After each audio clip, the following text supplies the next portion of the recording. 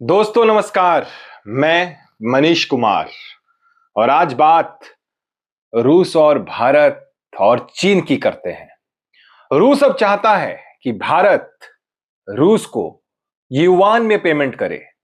China की currency yuan में payment रूस चाहता है, यानी भारत जो तेल खरीद रहा है रूस से, उस रूस को रुपए में नहीं युआन चाहिए, चाइनीज करेंसी चाहिए।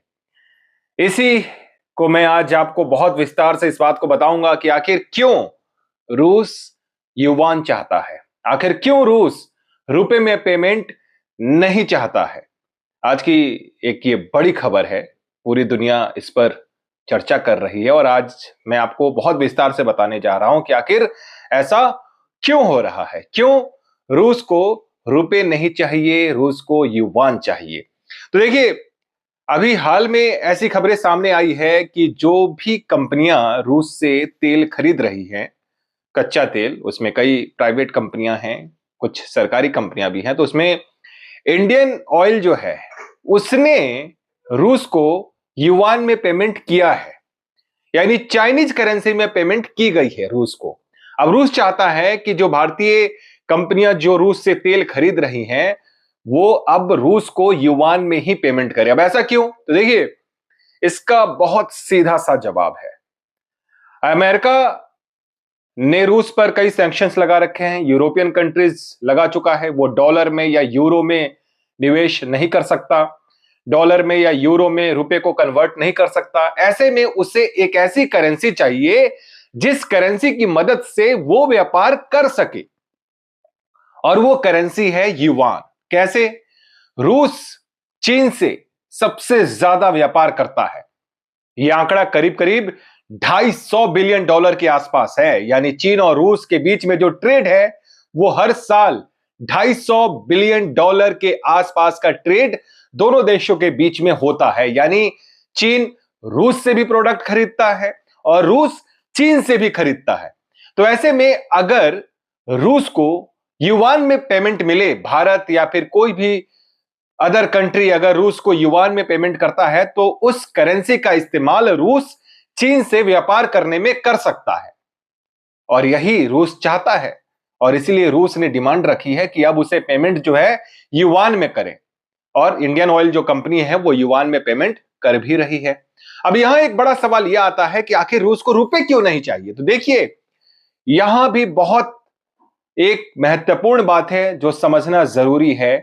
भारत और रूस के बीच का जो व्यापार है वो 69 बिलियन डॉलर के आसपास है। कहां? चीन और रूस का व्यापार 250 बिलियन डॉलर के आसपास, और भारत और रूस का व्यापार 69 बिलियन डॉलर के आसपास, और इसमें भी करीब करीब 64-65 बिलियन डॉलर का प्रोडक्ट, या फिर यह कह लीजिए कि तेल हम रूस से खरीद रहे हैं। यानी अगर तेल को छोड़ दें तो यह व्यापार जो है ये सिर्फ 5-6 बिलियन डॉलर के आसपास है। यानी रूस भारत से बहुत ज्यादा चीजें, बहुत प्रोडक्ट नहीं ले रहा है।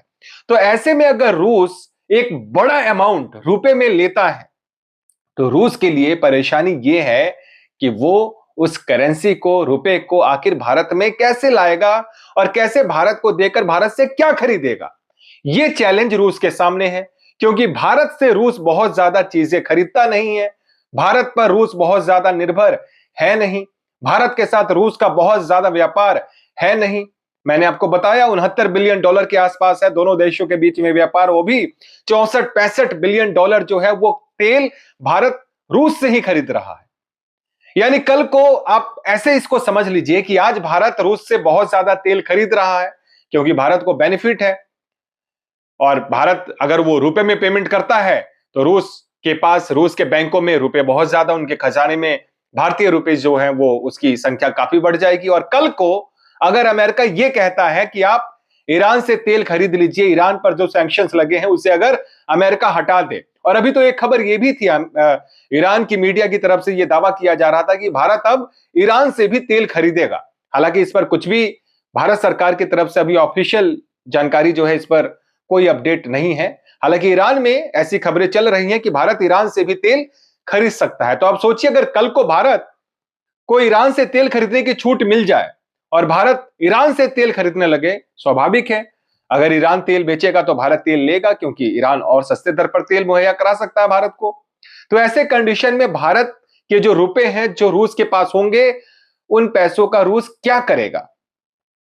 और फिर जो तेल, कच्चे तेल का सौदा जो भारत और रूस के बीच में चल रहा है, और भारत जो बड़ी संख्या में, या फिर यूं कह लीजिए कि भारतीय जो कंपनियां हैं वो बड़ी मात्रा में रूस से कच्चा तेल ले रही हैं, तो उसके बाद रूस के साथ जो व्यापार भारत का एक बढ़ता हुआ दिख रहा है, उसका क्या होगा, उसका भविष्य क्या होगा अगर भारत रूस से तेल नहीं खरीदे तो?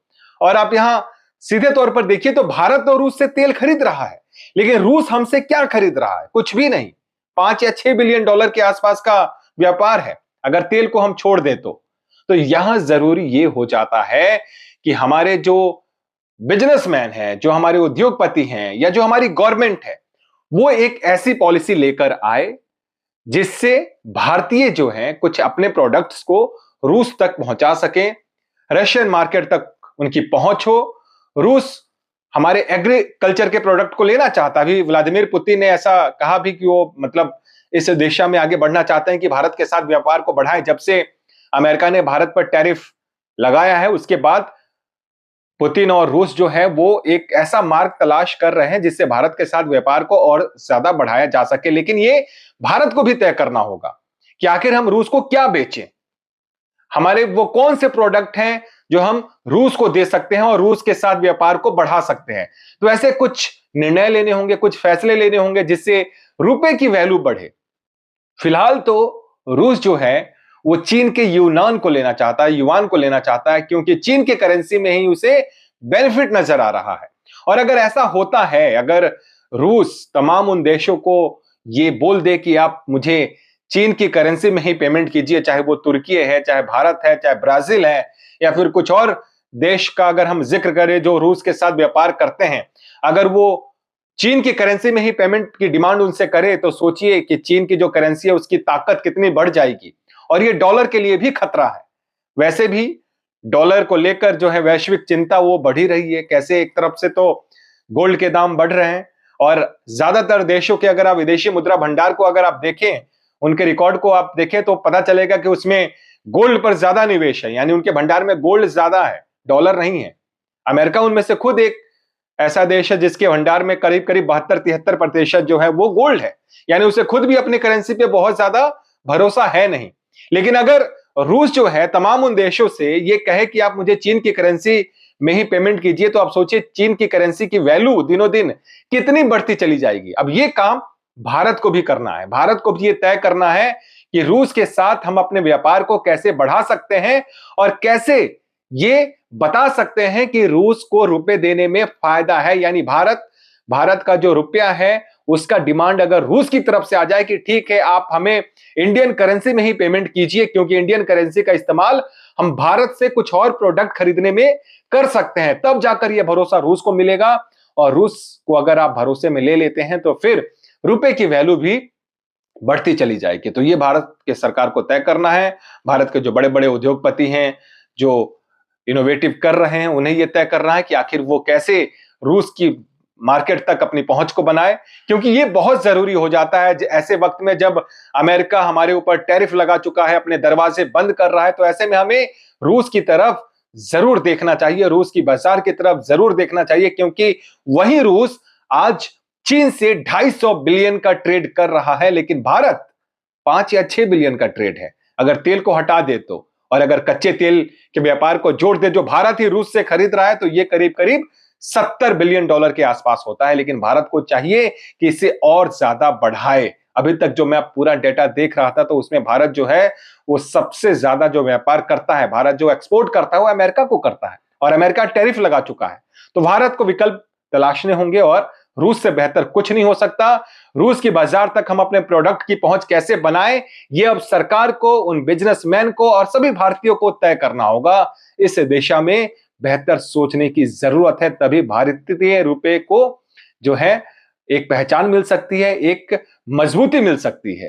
तो दोस्तों, इस तरह के कुछ और अपडेट होंगे, वो मैं आपके लिए लगातार लाने की कोशिश करता रहूंगा। आपसे एक रिक्वेस्ट है कि आप वीडियो को लाइक कीजिए, अगर आपको अच्छा लगा है तो इसे शेयर भी कीजिए और मुझे सपोर्ट कीजिए।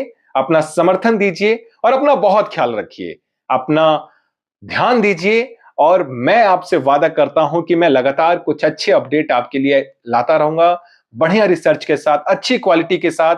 इसीलिए मैं आपसे कहता हूं कि आप अपना सपोर्ट जो है वो मेरे साथ बनाए रखिए। बहुत बहुत धन्यवाद दोस्तों।